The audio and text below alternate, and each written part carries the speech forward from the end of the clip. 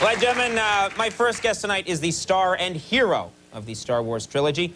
Let's take a look at a clip from The Empire Strikes Back.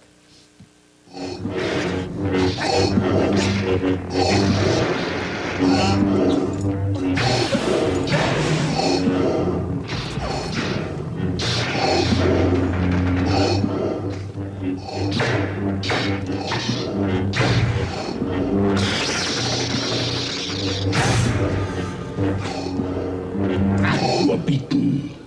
It is useless to resist. Don't let yourself be destroyed as Obi-Wan did. I wonder what happens. What happens? Ladies and gentlemen, it's my pleasure to welcome our first Jedi on the program, Mark Hamill.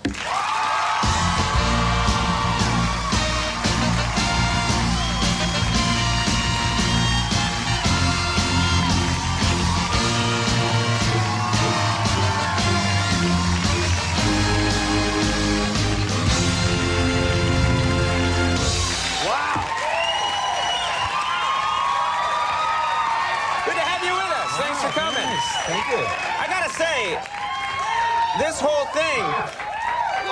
Yeah. Do you get that when you walk down the street in New York? Hey, Luke! All the time. Hey, Luke, how you doing, man? Yeah, That's it's great. New York. It's New York City. People are really nice, though. This is the whole thing. The whole thing is, I believe, unprecedented in movies. A 20-year-old movie re-released. It's #1 in the box office. George had me to lunch, and he told George me... Lucas. Yes. He told me his idea, and brilliant, savvy businessman that I am, I said, George, that's a terrible idea. Everyone's seen these movies a million times. Of course, when I told my kids, they were ecstatic. And I said, haven't you guys seen this enough on videotape? They want to see it large. They want to see it loud. And I'd forgotten. But that's not true of, like, every movie. If they re-released Herbie the Love Bug or something... Ooh. Well, that might not be a good example. Of the first Pauly Shore movie, on the big screen, with restored footage. Jury duty with enhanced footage, You wouldn't see that. You wouldn't see lines around the block. I'd be there, Andy'd be there, but... I'd be there. Yeah. They've added some scenes that weren't... Pauly falling into a toilet. I didn't see that in the original version. Well, I hadn't seen them since they first came out. I have to ask my son, is that new? Is that new? Is that new? Oh, you don't know, really? Well, it's hard to tell, and I was just kind of kidding around, and I said on one radio show, gee, the Princess Leia nude ice dancing sequence was worth it, the price of admission alone. Fox called me right away and said, people took that seriously, so cut it out. Right. So you're pretty much a corporate tool, then. You do as they say. Yeah, I'm pretty much a corporate tool, and, Ooh, look out for Fox. Well, I'm not afraid of them. Unless they're watching, of course. Hello, Fox. Oh, God, I've ruined my career. You mentioned doing the radio show, you've done quite a bit of promotion. I have done. Yeah, when people show up on this show, they're really doing a lot of promotion. And, I'm just kidding, a little self-deprecating humor. But you're doing a lot of promotion. I understand you've taken some of your promotion for this movie to a new level. They found a kind of an interesting new venue for Star Wars publicity. In fact, I think we have a clip. You have a clip? Yeah, I think we do, don't we? All right, let's take a look at this.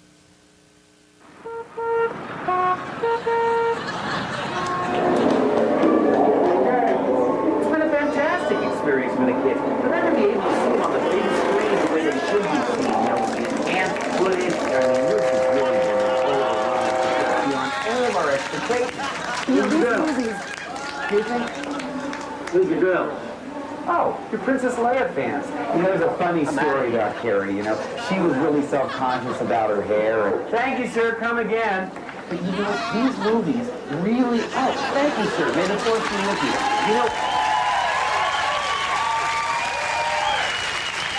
You're getting to the public. Yeah, we leave no venue unturned. Did you were very kind to go over and shoot that for us at an actual peep show. Yes, and it was a highlight so far. And that's a good one, too. Yeah, it is, it is. I've always been looking for an excuse to go in there, so it was fun. Did you have a good time there? I heard you really sort of loosened up while you were there. Well, I wanted to be able to say that I really experienced the full experience, so I waited till your cameras were gone, but, I had my wife shoot a shot of me bottomless, So I could say that I was actually nude in one of those viewing booths. It was, like I say, the high... So wait a minute.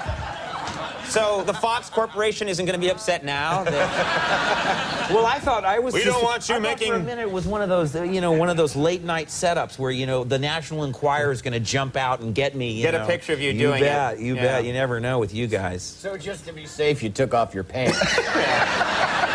Just to avoid any trouble. Exactly. Yeah, all right. That's Okay. the way to really trick. Give the people what they want, Andy. Yeah. All right. Now, I'm told, I didn't know this was the case, because you didn't get to use this skill in the actual Star Wars trilogy, but I understand that you're quite an impressionist. Is that the case? Well, it's not so much that I'm an impressionist, but when you tell stories, you sort of affect whatever person that you're doing to try and give the flavor for what you're talking about. I remember I was complaining to Harrison that my hair didn't match from the last scene and it was bad for continuity, and Harrison's comment was, "Hey, kid, if the audience is looking at your hair, we're all in big trouble." I have to tell you something, too.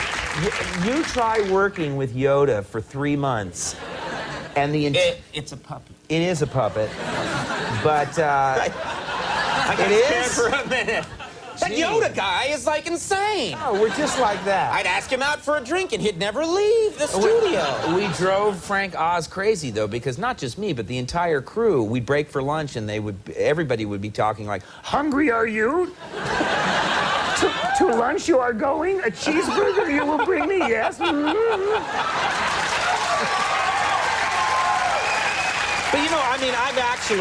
I've actually, and a lot of people know this, I've done over 200 animated cartoons. Mm-hmm. You're a very good vocal I did the actor, joke. voiceover. I did the Joker on Batman, and even my brothers and sisters called me long distance and said, "That's not you, is it?" So I wound up on the phone, long distance, on my dime, trying to convince my brothers and sisters that was really me. I mean, there's something wrong with that. This is good, though. This is a great skill. And speaking of, you mentioned you invoked comics, so I wanted to ask you about this. You've got this line of comics out. Yes. And I look at this thing and I think, well, that's nice. Mark Hamill is writing these comics now, and a lot of kids love Mark Hamill, and isn't this a great thing for the kids? And then I open up one of the comics, and I realize...